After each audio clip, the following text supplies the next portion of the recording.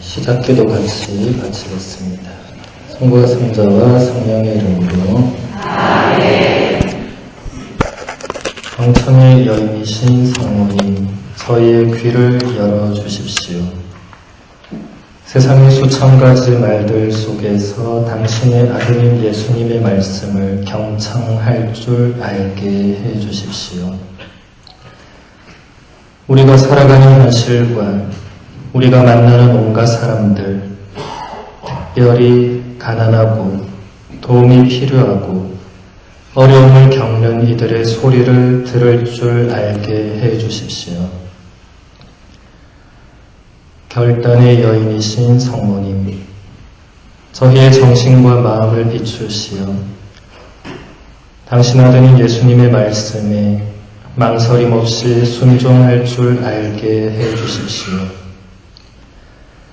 결단을 내리고 자신을 내버려 두지 않을 용기를 주시어 우리의 삶이 다른 이들을 향하게 해주십시오.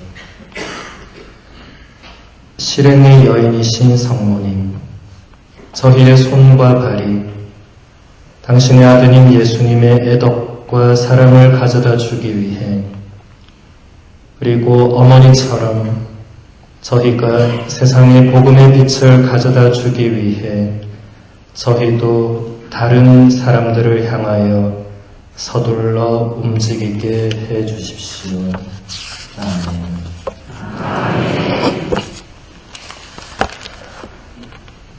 네, 우리 전하성당 우리 외지역 단원 가족들 모두 반갑습니다. 네, 우리 알렉산더 회장님도 항상 저 자리에, 제가 10년 전에도 항상 저 자리였는데, 이렇게 전화분당 이렇게 10년 만에 오니까 변한 게 하나도 없네요. 사람들도 그대로고, 참 이렇게 안 변하는 것도 신기하네, 그렇죠? 제가 로마 갔다 와서 한국에 와서 제일 놀란 게 너무너무 많이 바뀌어 있어가지고, 제 고향 부산은 제가 알던 그 부산이 아닙니다. 완전히 다른 도시가 되어 있던데, 우리 선화동은 오니까 주차장도 그대로고, 집무실도 그대로고, 뭐 전부 다 그대로여서 되게 좋은 것 같아요.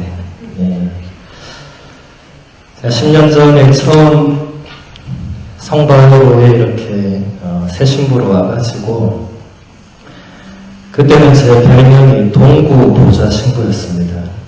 왜냐하면 보좌 신부가 성번호밖에 없었어요. 지금은 뭐 전화동도 계시고 뭐 저기 방어진도 계시고 많이 계실 건데, 그때 저밖에 없었습니다.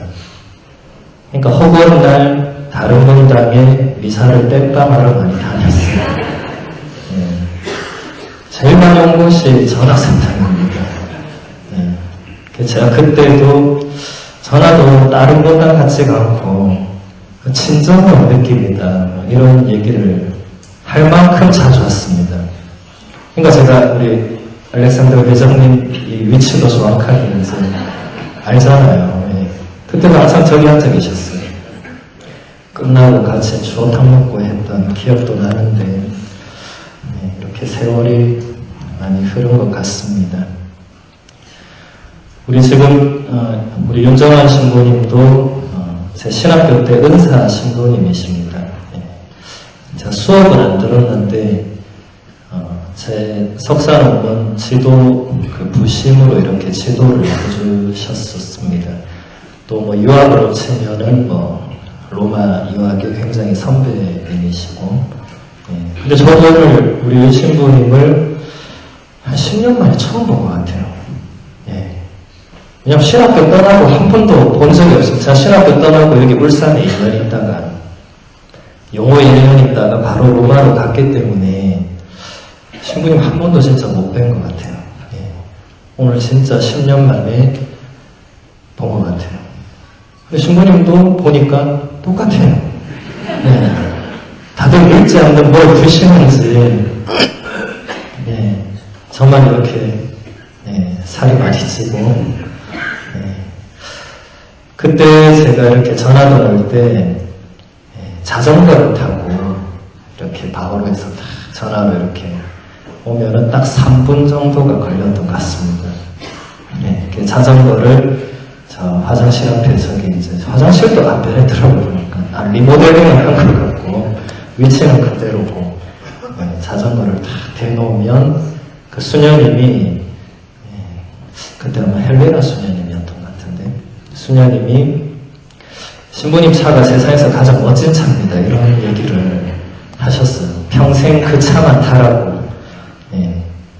근데 뭐 울산 떠나면서 그 자전거 다르시고 좋습니다. 지금 부산에서 오니까 뭐 자전거는 타고 올 수 없고 차를 타고 왔죠. 아무튼 이렇게 성곽을 떠나고 성곽은 아직 못 가봤는데 이렇게 전화번호 먼저 오게 돼서 그것도 참 뜻깊은 일이라고 생각이 됩니다. 이렇게 얼굴들을 보니까 제가 한 절반은 제가 봤던 얼굴들이고 절반은 제가 이제 좀 가물가물한 또 못 봤던 분들 그런 것 같아요. 제가 아까 읽어드린 기도문은 제가 작성한 기도문은 아니고 프란치스코 교황님께서 하셨던 기도문입니다. 이게 언제 어디서 했냐면 2013년 5월 31일에 그 성베드로 광장에서 성모 성월을 마무리하는 그 마지막 어떤 성모회관 같은 행사가 있었는데 거기서 이제 묵주기도를 다 같이 하고 거기서 이제 교황님이 어떤 성모님에 대한 이런 그런 연설이라고 할까요? 아무튼 그런 어떤 가르침을 하신 그 마지막 기도였습니다. 그래서 제가 로마에서 이렇게 있어 보니까 한국에 있는 교황님 책이 드문드문 나오는데 거기서는 교황님 책이 3개월에 한 3권씩은 나옵니다. 왜냐하면 교황님이 매일 뭔가 말씀을 하시거든요. 일단 매일 아침에 그 산타 마르타라고 거기 교황님 숙소에서 매일 새벽에 미사를 합니다. 그때 교황님이 간단하게 이제 당신의 묵상을 이렇게 얘기합니다. 그리고 뭐 공식적인 큰 미사에 뭐 강론하는 거 말할 것도 없고 수요일마다 또 그 우디엔자라고 해서 우리말로는 뭐 일반 아련 이렇게 돼 있던데 수많은 사람들이 모이면 거기서 또 말씀하고 주일 되면 삼종기도하고 또 뭐 말씀하고 뭐 어디 가면 한 말씀하고 이렇게 하시거든요. 근데 그것을 우리나라 사람들은 뭐 알 길도 없고 들을 길도 없는데 그 이태리에서는 그런 게 다 이제 녹화도 되고 녹음도 되고 다 이제 적고 뭐 뉴스에도 매일 나오고 이러니까 그런 거를 한 3개월쯤 되면 이제 기자나 학자나 뭐 교수 같은 사람들이 그 주제별로 교황님 말씀을 모읍니다. 이렇게 모아서 그냥 책을 딱 냅니다. 그럼 교황님 이름으로 책 나오는 거예요. 그런 책들이 이제 이태리 서점에 가면은 베스트셀러 칸에 교황님 책이 제일 많습니다. 그 이태리 사람들이 가장 좋아하는 분이죠. 뭐 이태리 사람뿐만이 아니라 전 세계 사람들이 지금 가장 존경하는 분이죠, 그죠? 그래서 저도 한국에 와서 그 좀 번역된 거 있나 하고 봤더니 이제 여기 제가 지금 들고 온 책 잘 안 보이실 건데 제목이 자비의 어머니께 청하세요라고 그래서 부제목이 보니까 프란치스코 교황이 성모님 안에서 찾은 길 엘레나 인 베르세티라는 사람이 엮어서 냈고 전주교구 이정석 신부님이 이렇게 번역을 한 것입니다. 이 책 이태리어로 저한테 있는데 마침 이렇게 이정석 신부님이 번역을 이렇게 잘 해놓으셔가지고 제가 이렇게 오늘 쭉 한번 이렇게 읽어보니까 제가 이태리어로 그때 다 읽었었는데 이렇게 한글로 다시 이렇게 쭉 이렇게 읽어보니까 이 한 부분은 우리 전화동 레지오 단원들에게 좀 나눠드리는 게 좋겠다. 그래서 책을 들고 왔습니다. 이게 가톨릭 출판사에서 나온 책이 여러분들도 살 수 있습니다. 이거 10,000원입니다. 10,000원. 요새 이 뭐죠? 돼지국밥 한 그릇 한 7,000원 합니까? 8,000원 하나? 거기에 한 4,000원 보태면 책 살 수 있습니다. 꼭 한번 읽어보셨으면 좋겠고, 여기서 교황님이 성모님에 대해서 이 세 가지의 어떤 특징을 이렇게 우리에게 가르쳐주고 있는데, 일단 하나씩 제가 먼저 읽어드리겠습니다. 교황님이 이렇게 말씀하십니다. 성모님의 태도를 나타내는 세 단어가 있습니다. 그것은 경청, 결단, 행동입니다. 이 단어들은 우리의 삶에서 주님이 무엇을 바라시는지를 가르쳐 줍니다. 먼저 경청에 대하여 살펴봅시다. 친척 엘리사벳을 찾아 나서는 성모님의 행동은 어디에서 시작되었습니까? 천사의 한마디 말입니다. 너의 친척 엘리사벳을 보아라. 그 늙은 나이에도 아들을 잉태하였다. 성모님은 하느님의 말씀을 경청할 줄 아십니다. 이것은 단순히 듣기만 하는 것이 아니라 하느님을 주목하고 환대하는 준비된 경청입니다. 또한 다른 이들처럼 가끔 부주의해지는 태도도 없습니다. 성모님은 항상 주님께 주의를 기울여서 그분의 말씀을 들으십니다. 또한 성모님은 자신의 삶에 있는 사건에 주의를 기울이십니다. 그분은 겉모습에 머무르지 않고 구체적인 현실에 주의를 기울이십니다. 오히려 그 의미를 얻으려고 깊이 묵상하십니다. 이미 늙은 친척 엘리사벳은 아들을 기다립니다. 이것은 사실입니다. 하지만 성모님은 그 의미에 주의를 기울여서 그 의미를 찾아내십니다. 그것은 바로 하느님께는 불가능한 일이 없다라는 의미였습니다. 우리에게 말씀하시는 하느님께 귀를 기울이는 것, 그리고 하루하루의 현실에 주의를 기울이는 것, 사람들과 사실들의 주의를 기울이는 것은 우리들의 삶에도 매우 필요한 것입니다. 주님은 우리 인생의 문을 여러 가지 방법으로 두드리시고 우리의 여정 속에 표징들을 마련하시기 때문입니다. 그리고 우리에게는 그것들을 볼 수 있는 능력을 주십니다.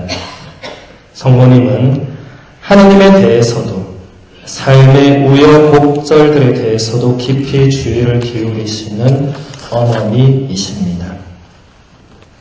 첫 번째 특징을 교황님이 이렇게 설명해 주셨는데, 여기서 보면은 성모님은 하느님 말씀에도 주의를 기울이고 또한 자신의 삶 속에서 일어나는 사건에도 주의를 기울인다. 이게 굉장히 중요한 겁니다. 성모님이, 여러분 루카복음 저쪽 읽어보면 아시겠지만, 성모님이 가장 많이 하시는 행동은 이 모든 일을 마음속에 간직하고 곰곰이 되새겼다. 이렇게 되죠, 그렇죠? 여기서 곰곰이 되새기다라고 번역한 그리스어 동사는 쉼발로라는 동사인데, 이것은 함께 뭐를 맞춰보는 거예요. 그러니까 뭐하고 뭐를 맞춰보는 거죠? 내가 들은 하느님 말씀하고 지금 나한테 이루어지는 어떤 사건을 맞춰보는 거죠. 이게 바로 묵상인 겁니다. 그래서 성모님은 묵상의 스승으로 우리에게 이렇게 다가오죠.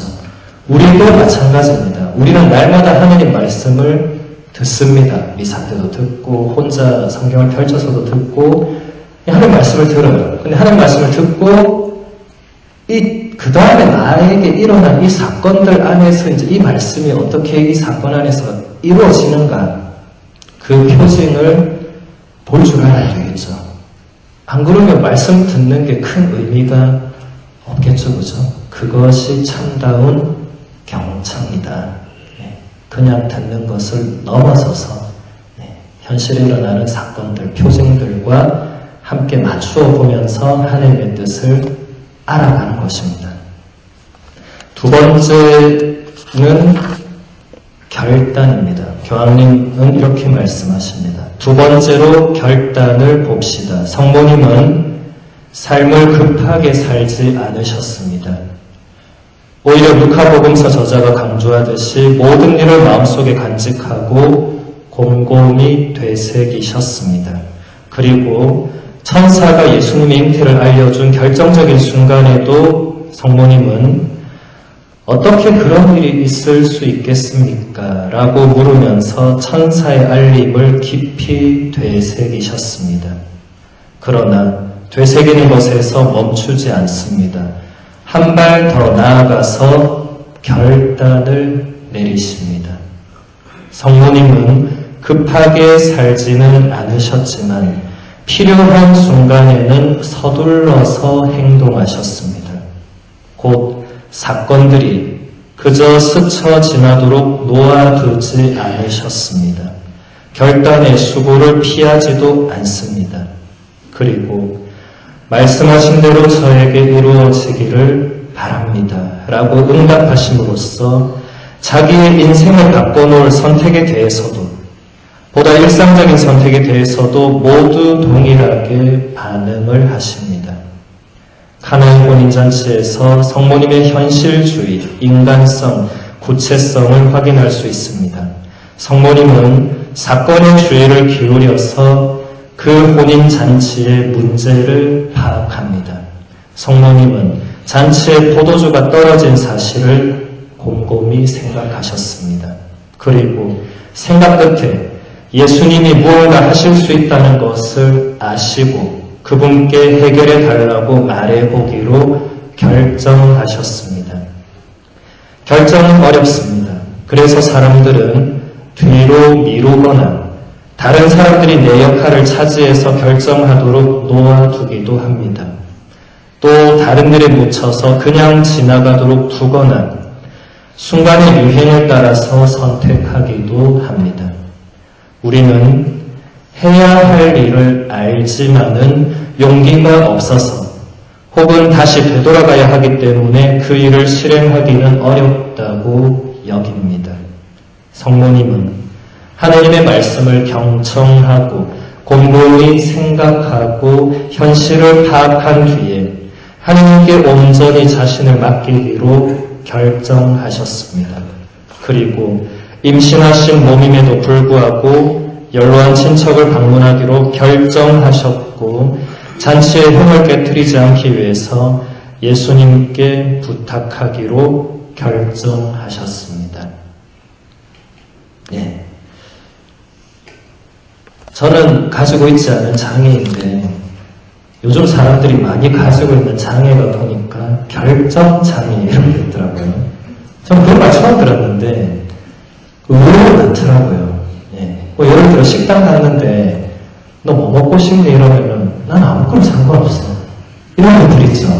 근데 막상 이거 먹으면 아 그거 별로인데 이거 먹으면 아 그거 어제 먹었는데 뭐 이런 식으로 최소한 결정을 자기가 못하는 거예요.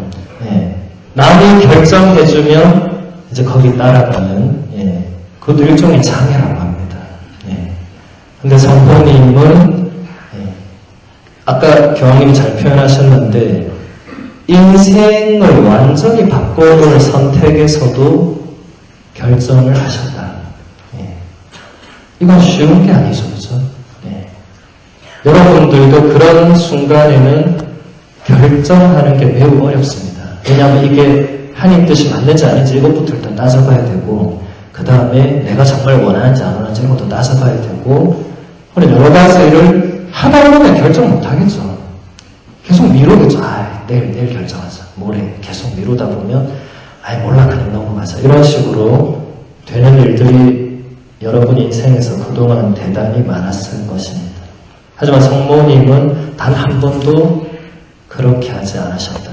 예, 무엇이든지 하나님의 뜻을 생각한 뒤에 이게 하나님의 뜻이 맞고 내가 거기에 순종하기로 마음먹으면 바로 결정을 하셨다라는 것입니다. 우리가 정말 배워야 될 자세겠죠. 마지막 세 번째는 행동입니다.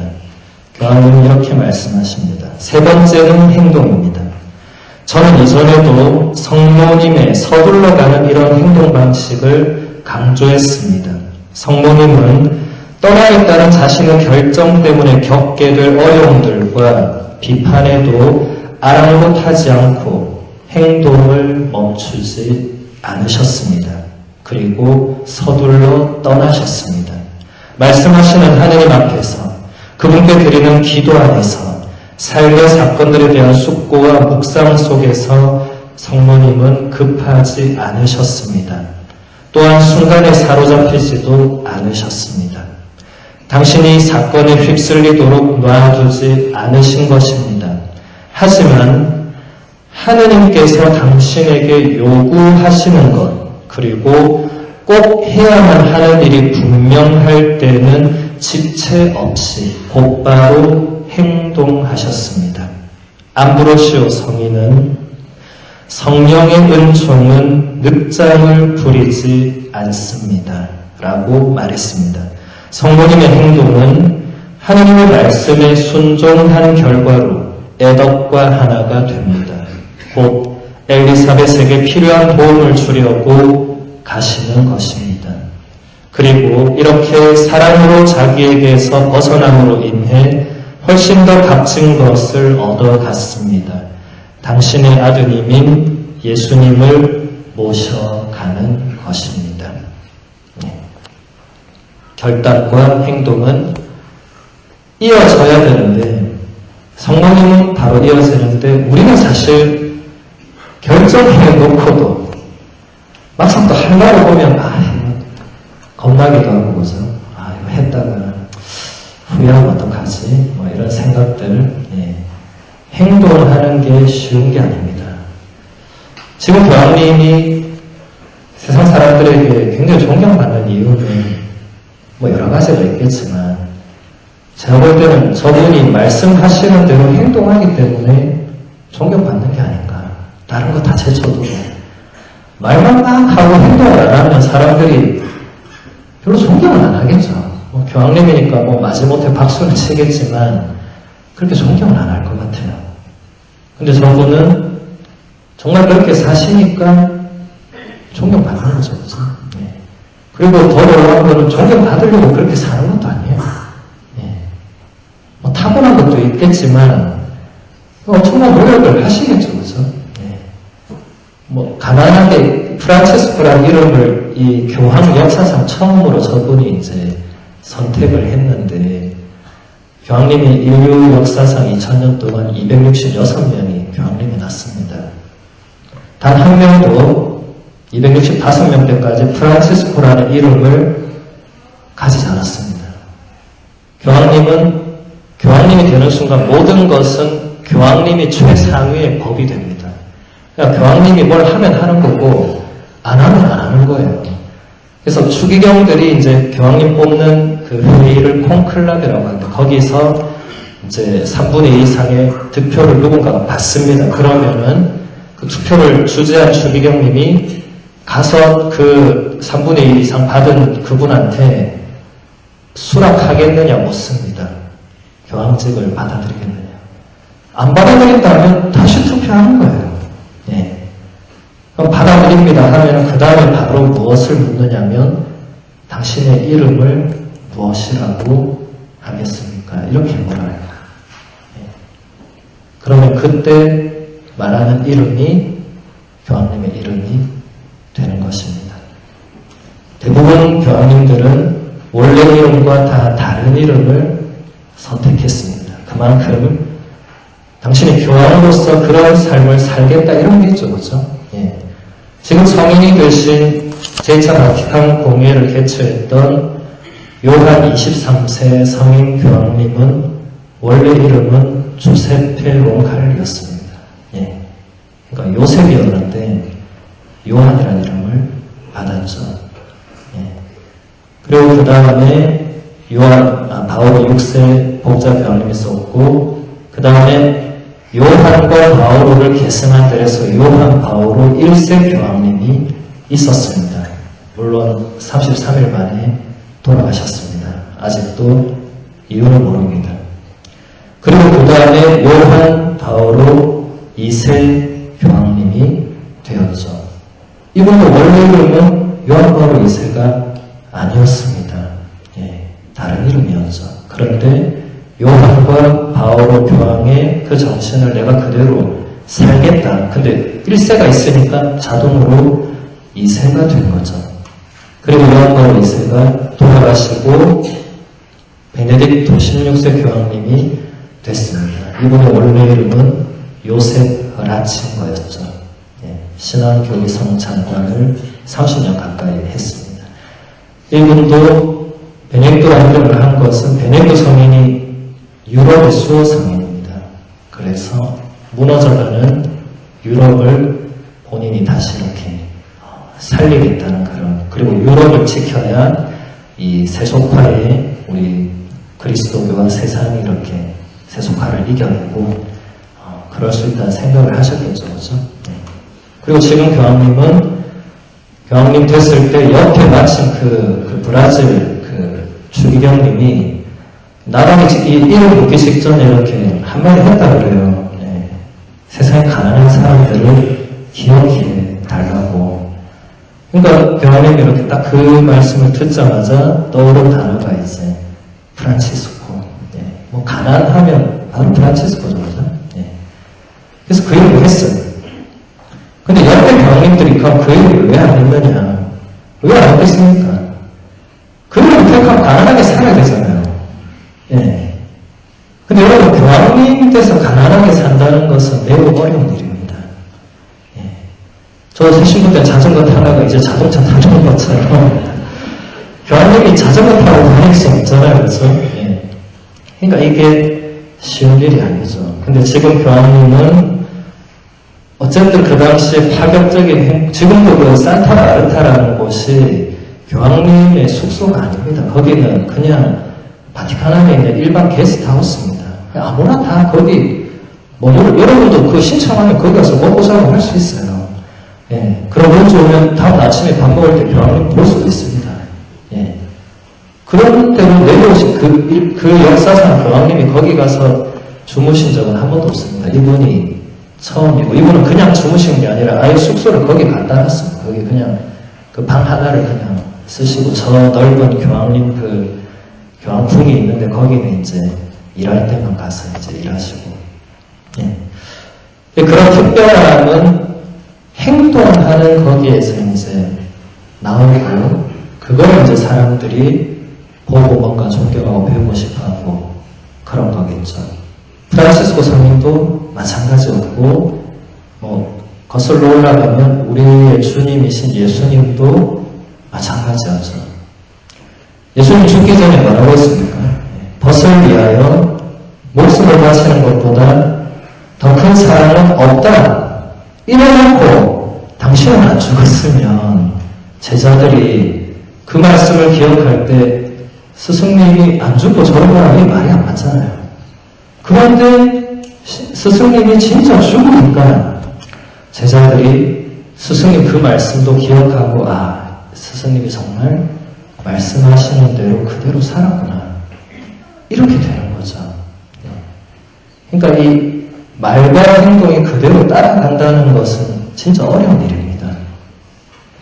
근데 성모님이 어쨌든 그런 것을 잘 하셨다라는 것입니다.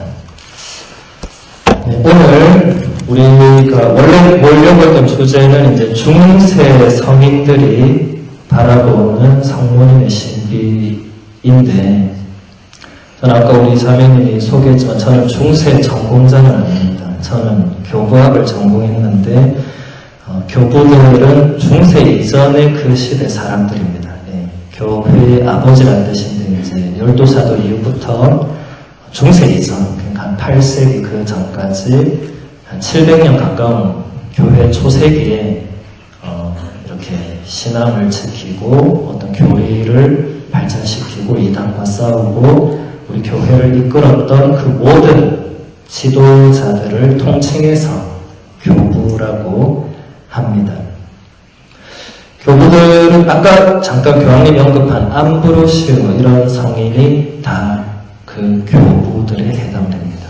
뭐 여러분이 들었을 만한 이름은 뭐 아우구스티노, 예로니모, 아타나시오, 뭐 그레고리오 이런 분들이 다 그 시대에 활동했던 교부들입니다. 교부들의 시대에 성모님에 대해서 확정된 두 가지의 신앙 고백이 있었습니다. 하나는 하느님의 어머니, 그리고 또 다른 하나는 평생 동정. 이 두 가지가 교부들 시대에 이렇게 결정이 됐습니다. 그러니까 이런 게 성경에 나오는 표현은 아니죠, 그죠? 성경에 나오지 않는 표현들이 이렇게 이루어지는 것, 그리고 우리에게 전해져 내려오는 이 모든 것을 통칭해서 성전이라고 합니다. 여러분 여기 앉아있는 이곳도 성전인데 한자가 다르고 원문은 완전히 다릅니다. 제가 여기서 말씀드리는 성전은 거룩한 전승, 거룩한 전통.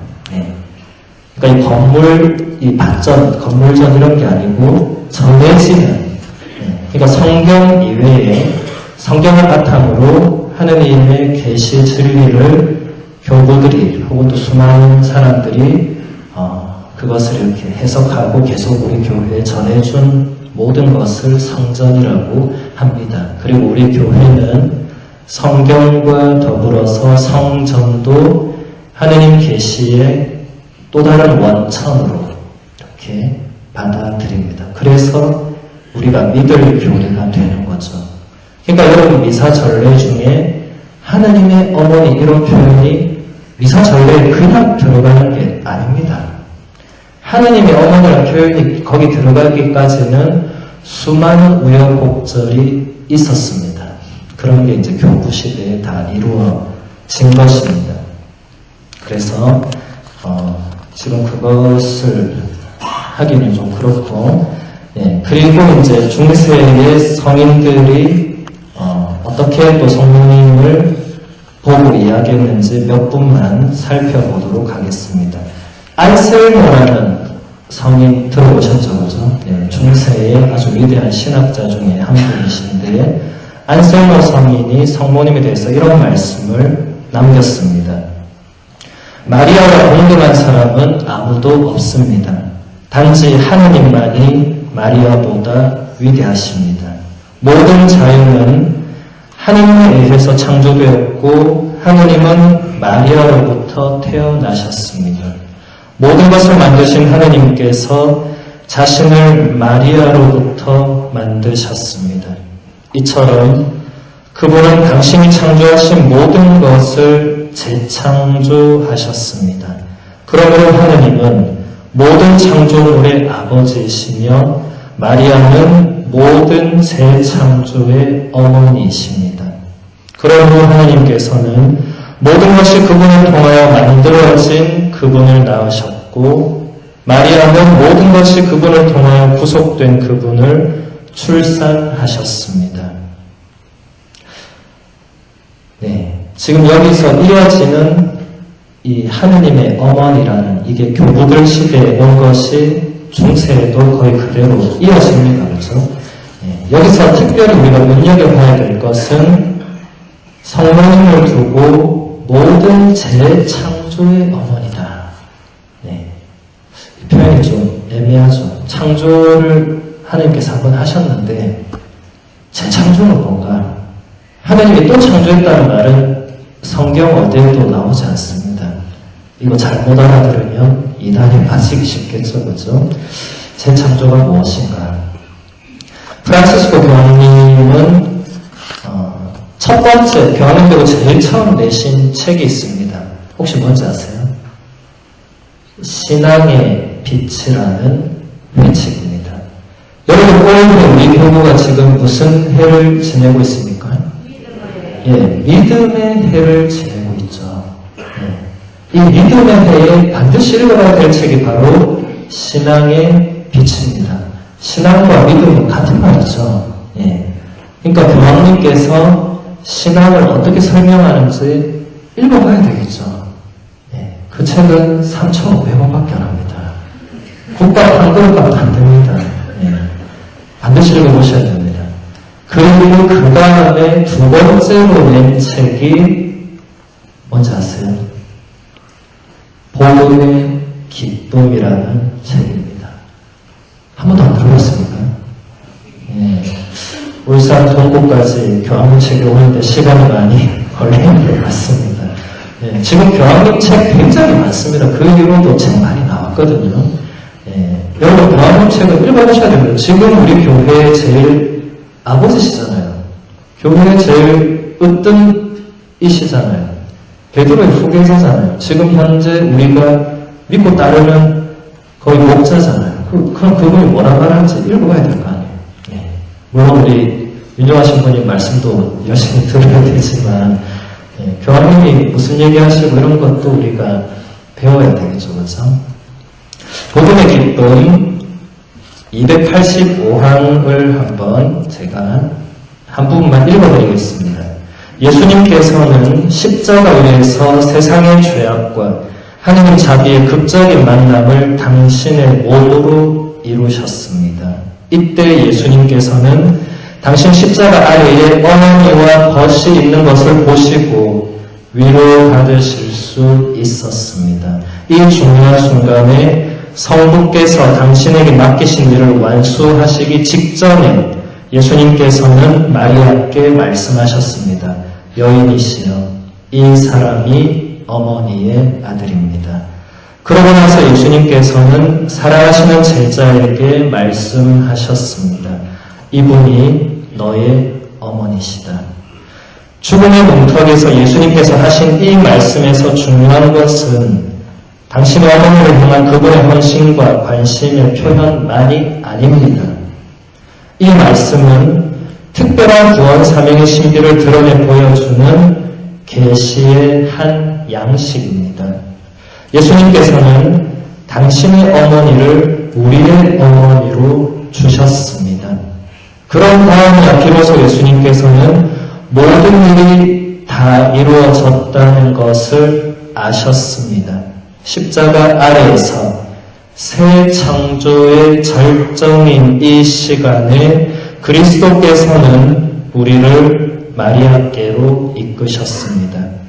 우리가 어머니 없이 걸어가는 것을 바라지 않으셨기에 우리를 성모님께 데려다 주신 것입니다. 금방 여기 나왔죠, 그죠? 교황님께서 십자가를 두고 새로운 창조의 절정이다.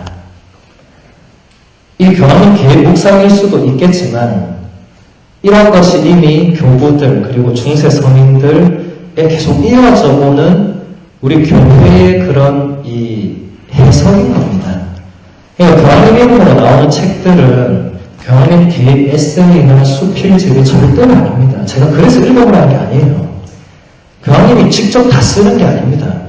그 책 한 걸 만들기 위해서 그 밑에 바티칸에 있는 그 전문가들이 수많은 사람이 모여서 위원회 만들고 그 다음에 그 주제별로 토론하고 학자들이 작업해서 다 되면 마지막에 교황님이 최종 사인을 하는 거죠. 물론 당신의 의중도 많이 반영은 되겠죠. 예. 근데 그 학자들과 또 자기 생각을 막 집어넣느냐? 아닙니다. 예전에 교부들이 어떻게 말했나? 성인들이 무슨 말했나? 공유회가 뭐 했나? 이런 걸 다 보고 이제 이게 이거구나 이렇게 다 집어넣는 거죠. 예. 우리 교회는 그래서 보편적인 교회라고 할 수 있습니다. 예. 개신교는 그렇지 않고 다 개별 목사님이 개별 해석을 다 하시죠, 그죠? 아무도 그것을 통제할 수 없습니다. 예. 근데 우리는 그렇게 안 되죠. 예를 들어서 우리 윤실 예를 들면 우리 부주임 신부님께서 어느 날 강론을 하다가 성모님도 하느님의 어머니니까 하느님과 똑같은 분이 아니냐 이렇게 강론을 하기 시작했다. 이거 위험하죠, 그죠? 예. 성모님은 하느님과 같은 분이 아니시죠. 하느님은 삼위일체 하느님 외에는 아무도 하느님일 수가 없습니다. 근데 우리 부주임 신부님이 성모님까지 끼워서 사위일체로 한번 해보자. 예. 그럼 여러분 어떻게 해야 되죠? 바로 교구청에 전화를 하시면 됩니다. 우리 신부님이 지금 사위일체라고 하는데 아닌 것 같은데 안 되는 거죠. 그런 해석은 안 됩니다. 교회가 2000년 동안 해놓은 게 있습니다. 그것을 넘어서면 이단이 됩니다. 이단의 역사를 쭉 보면 저는 교부 시대를 공부하다 보니까 어쩔 수 없이 이단도 같이 이렇게 공부를 했는데 이단이 처음부터 이단인 사람은 없었습니다. 지금 우리나라의 그 이상한 사이비 이단들을 말하는 게 아니고 우리 교회 초세기에 그 많은 이단들이 있었어요. 근데 그 이단들을 보면 다 굉장히 열심한 신부님이거나 주교님이거나 다 그런 분들이었어요. 진짜 열심히 성경 묵상하고 해석하고 근데 그러다 보니까 뭔가 하나가 좀 엇나가는데 그때 교회 지도자들이 그거 아니다 이렇게 합니다. 그때 아니다 할 때 안 하면 되는데 거기서 한 발 딱 넘어가면서 이단이 되더라고요. 보니까 그 수명 딱 하면 되는데 그러니까 여러분들도 그런 거는 조심하셔야 되고 우리나라 지금 뭐 이상한 이단 그거는 이단이 아니고 그냥 사입입니다. 사입. 그런 것은 뭐 여기서 언급할 가치가 없는 무리들입니다. 제가 얘기하는 건 우리 초세기에 진짜 그 이단들 덕분에 교리가 생기고 이런 거를 이야기하는 것이죠. 그 다음에 베르나르도라는 성인이 있습니다. 아마 여러분 어디서 한 번씩 이름을 들어봤을 건데 베르나르도 성인은 이런 말씀을 대림절 강론 때 했습니다. 어머니 당신은 길이십니다. 그 길을 통해서 구세주께서 오셨습니다. 지극히 사랑할 어머니, 우리도 그분이 당신을 통하여 우리에게 오신 그 방법으로 주님께 나아가려고 합니다. 우리의 여주인이시며 우리의 중재자, 우리의 변호자시여, 우리를 당신의 아드님 성자와 화해하도록 해주십시오. 우리를 위하여 당신의 아드님 성자께 부탁해 주십시오. 우리를 당신의 아드님 성자 앞으로 데려가 주십시오. 지금 여기서 굉장히 드러나는 것은 성모님이 아들 예수님과 우리 사이를 중재해 주신다. 근데 지금 베르나르도 성인은 지금 여러분도 들으시면 느꼈겠지만 중재를 너무 강조하고 있습니다. 이게 뭘 말해주느냐. 베르나르도 성인이 12세기 분입니다. 그러니까 12세기에 13세기, 11세기, 12세기 그때의 성모신심이 우리 이런 일반 대중의 성모신심이 이제 과하게 가고 있었다는 것을 보여주는 거죠. 이런 설교를 했다는 것은 사람들이 그렇게 받아들이고 있었다는 거죠. 만약에 사람들이 그렇게 안 받아들이면 그때는 교구청에 전화했겠죠. 그죠? 베르나르도 이상하네 앞에서. 근데 성인이 되신 거 보면 아슬아슬하게 된 것은 분명합니다. 하지만 이런 것이 결국 종교개혁으로 이어지게 됩니다. 성 토마스 아퀴나스는 여러분이 잘 아시는 매우 유명한 성인이죠. 그죠? 신학 대전이라는 책도 쓰고 또 여러분 우리 성시간 할 때 기도하는 성체 찬미가 알죠? 그죠? 엎드려 자라나이다 눈으로 구할 수는 하느님 두 가지 행사 안에 분명히 계시오나 부족한 저 오직 믿을 뿐이옵니다 하는 그 아름다운 기도를 만든 분입니다. 성 토마스 아퀴나스. 대단한 분이신데 그분의 신학대전의 한 부분을 읽어드리겠습니다. 하느님의 아드님이신 그리스도께서는 모두에게 흘러넘치는 은총의 충만함을 지니셨습니다. 요한복음서 저자는 그분의 충만함에서 우리 모두 은총의 은총을 받았다라고 전합니다. 그러므로 복되신 동정녀는 그러한 은총의 주인이신 주님 가장 가까이 계시기에 은총의 충만함을 누리십니다. 동정녀는 당신 자신 안에 모든 은총의 충만함이신 주님을 받았고 또 주님을 낳으심으로써 은총의 충만함을 누리십니다. 또한 동정녀는 어떤 면에서 은총이 모두에게 내려지도록 하십니다. 여러분, 가브리엘 천사가 성모님한테 나타나셔서 제일 처음 했던 말이 뭡니까? 은총이 가득한 이여 기뻐하여라. 네. 그래서 우리 지금 바치는 성모성도 뭐라고 하죠? 은총이 가득한, 이렇게 나가죠, 그죠? 네. 토마스 아퀴나스 성인은 그 부분이 어디서 나오느냐? 요한복음서 1장 16절에 나오는 바로 예수님의 충만함에서 우리가 받은 은총, 근데 그 가장 가까이 있었던 분이 어머니시고 그 충만한 은총을 품었던 분이니까 가장 은총이 충만할 수밖에 없다. 네. 이렇게 얘기를 하시는 겁니다. 그 다음에 두리스 스코투스라는 신학자를 잠시만 살펴봐야 될 것 같습니다. 이분은 성인은 아니신데 굉장히 중요한 뭔가를 했기 때문에 잠깐만 보도록 하겠습니다. 프란치스코의 신학자였던 두리스 스코투스는 후대에 성령의 원죄 없는 잉태를 옹호하는 사람들의 길잡이 역할을 했습니다.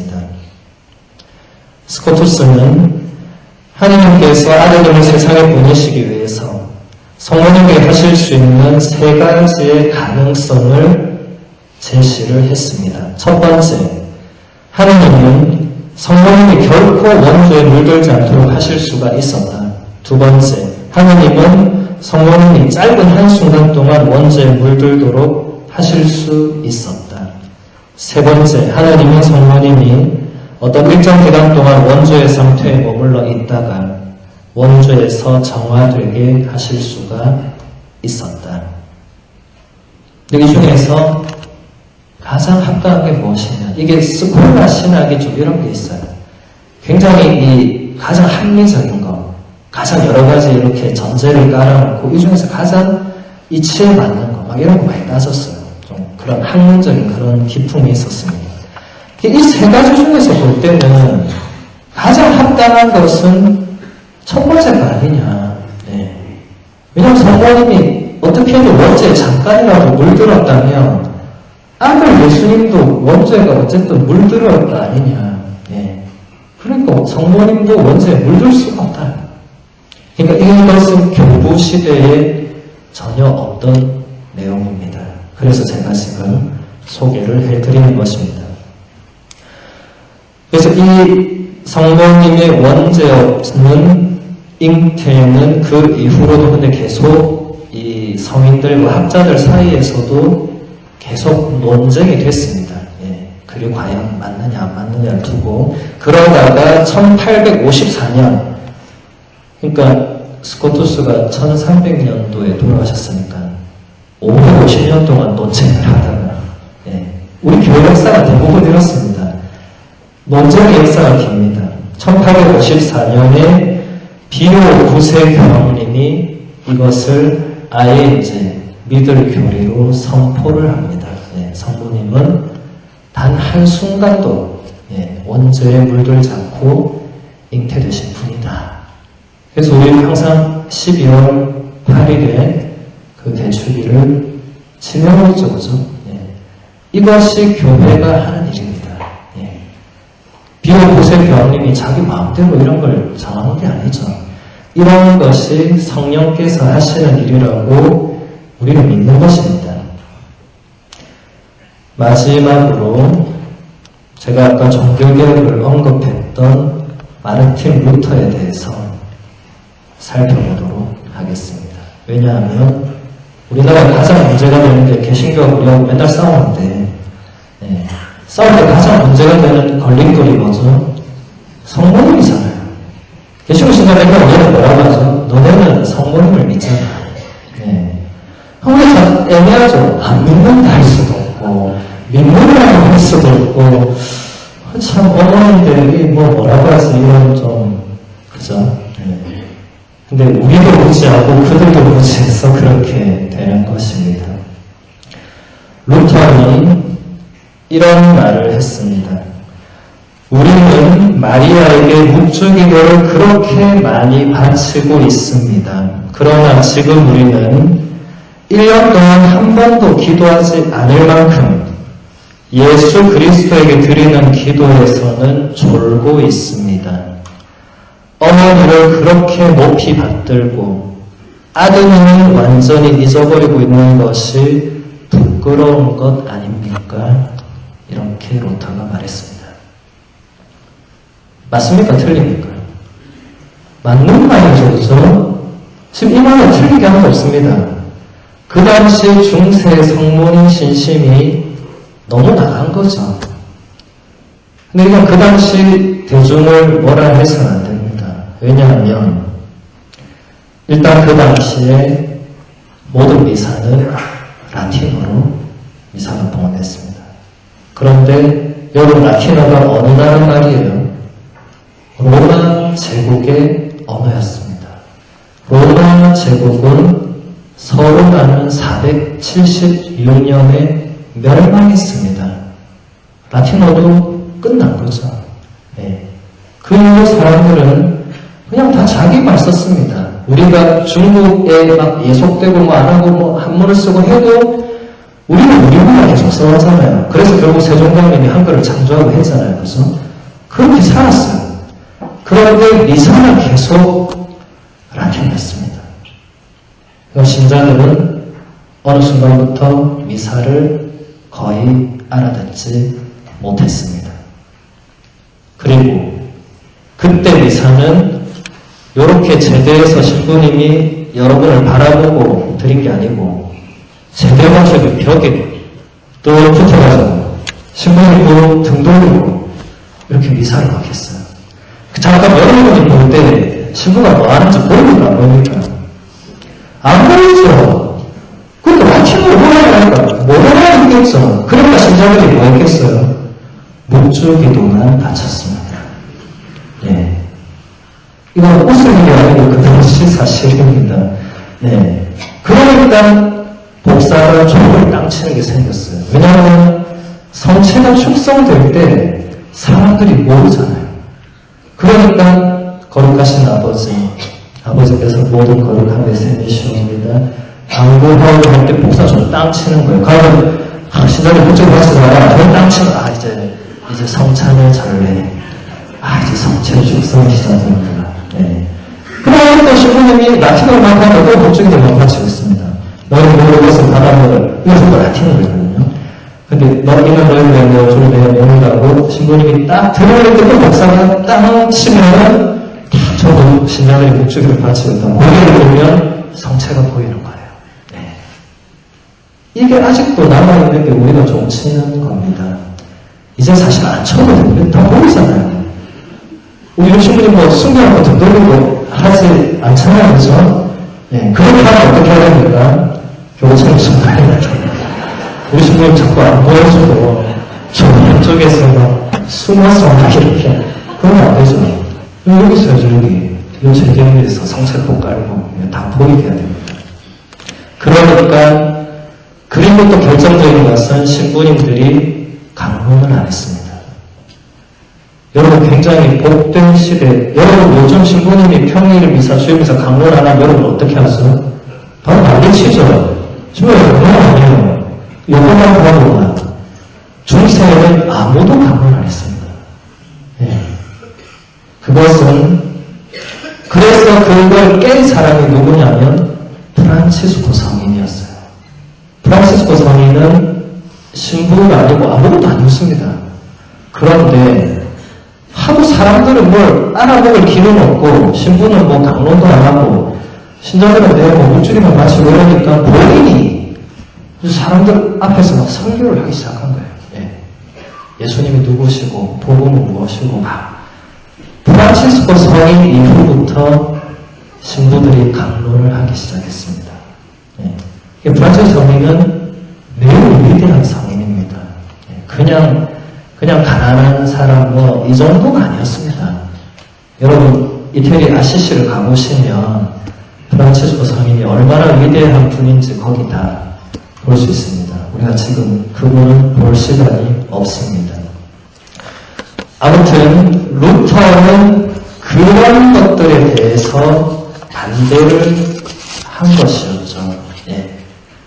아무튼 근데 루터는 결국은 더 나아가서 이제 여러 가지를 이제 가톨릭 교회와 등지고 이렇게 했지만 루터는 원래는 아우구스티노 수도회의 신부였습니다. 그러니까 루터는 끝까지 본인의 어떤 성모님에 대한 어떤 신앙심이나 이런 것을 저버리지는 않았습니다. 그런데 어떤 개신교의 이 신학이 그 흐름이 자연스럽게 그렇게 되도록 만든 것입니다.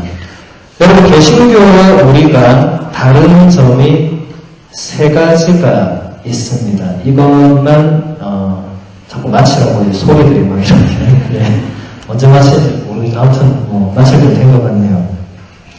세 가지 이거 여러분이 반드시 아셔야 되기 때문에 이것만 하면서 마무리하겠습니다. 루터는 세 가지를 내세웠습니다. 이게 셋 다 라틴어로 S로 시작을 하거든요. 그래서 우리가 신학교 때 이제 교회사 배울 때 이거 3S다 막 이렇게 외웠는데 첫 번째는 라틴어로 솔라 피데, 두 번째는 솔라 스크립투라, 세 번째는 솔라 그라치아. 솔라는 영어로 치면 only가 됩니다. 그러니까 오직 하나, 오직 그거밖에 없는. 피데는 믿음, 스크립투라는 성경, 그라치아는 은총입니다. 그러니까 솔라 피데하면 오직 믿음만으로 구원받는다. 솔라 스크립투라면 오직 성경만으로 구원받는다. 솔라 그라치아는 오직 은총만으로 구원받는다. 네. 우리는 다릅니다.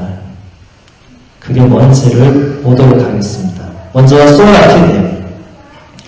루터는 이렇게 말했습니다. 구원은 인간의 노력이 아니라 오직 예수 그리스도에 대한 믿음으로 이루어진다.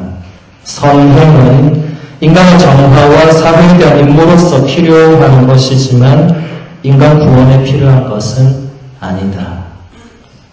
그래서 우리 요즘도 저 울산역 이런데, 울산역 모르겠고 부산역 가면 예수 천국 불신지역이라는 말이 있어요. 예. 이 솔라 피데가 한 걸음 더 나간 거죠, 그죠? 네. 근데 우리는 믿음만으로 구원받는다고 가르치지 않습니다. 믿음에 합당한 행동이 반드시 따라야 된다. 그게 어디에 나오니까? 신약의 야고보서에 나옵니다. 그래서 루터는 야고보서를 매우 싫어했다고 그래요. 왜냐하면 야고보서가 걸리니까. 믿음만으로 구원받아야 되는 야고보서가 성경인데 야고보서에 보면 분명히 믿음의 행동이 따르지 않으면 그 믿음은 죽은 것입니다. 이렇게 나오거든요. 네. 그래서 루터는 한때 야고보서를 성경에서 빼려고 했다는 후문도 있습니다만 정확한 얘기는 아닙니다. 아무튼 우리는 믿음에 따르는 행동이 있어야 된다. 두 번째, 솔라 스크립투라.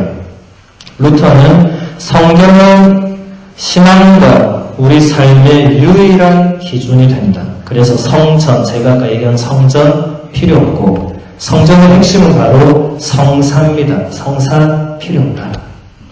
그래서 개신교가 성체 성사가 없는 겁니다.